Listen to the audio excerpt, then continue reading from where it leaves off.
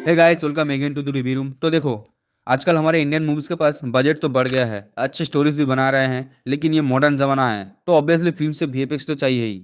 और इतना सारा बजट होने के बावजूद भी हमारे मोस्ट ऑफ द मूवीज़ के वीएफएक्स बिल्कुल अच्छे नहीं हैं।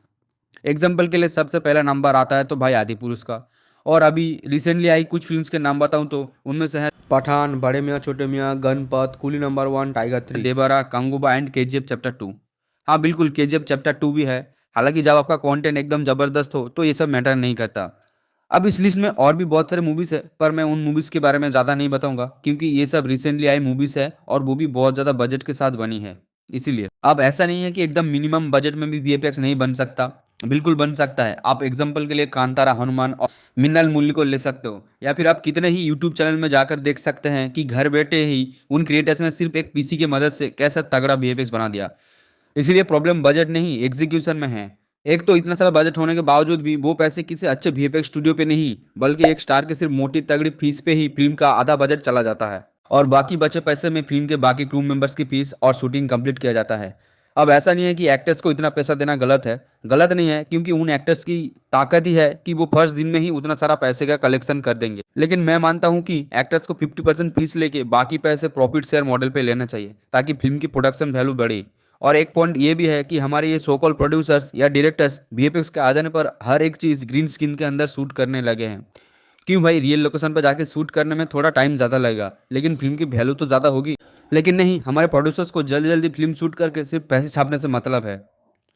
और दूसरी तरफ हॉलीवुड को देखो, माना कि उनके पास बजट ज़्यादा है, लेकिन फिर भी वो रियल लोकेशन पर जाकर शूट करके भी इतनी जल्दी जल्दी सीक्वल्स बना रहे हैं। वैसे सीक्वल के पॉइंट में मैं थोड़ी देर बाद आता हूँ।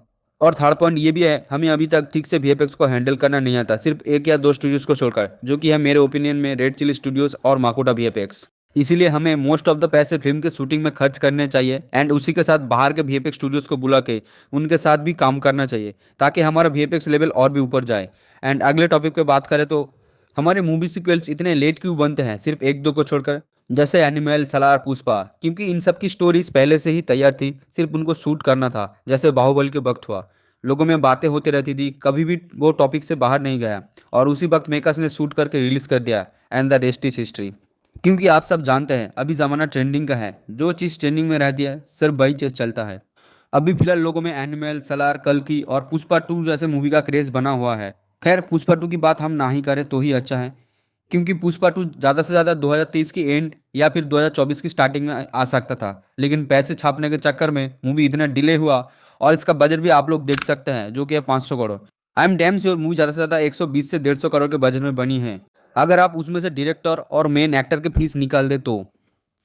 और हाँ, बजट के टॉपिक में आए तो आप रिसेंटली देख सकते हैं हमारे कुछ मूवीज़ का बजट रियली 500 करोड़ से ज़्यादा बताया जाता है, लेकिन ऐसा बिल्कुल भी नहीं है।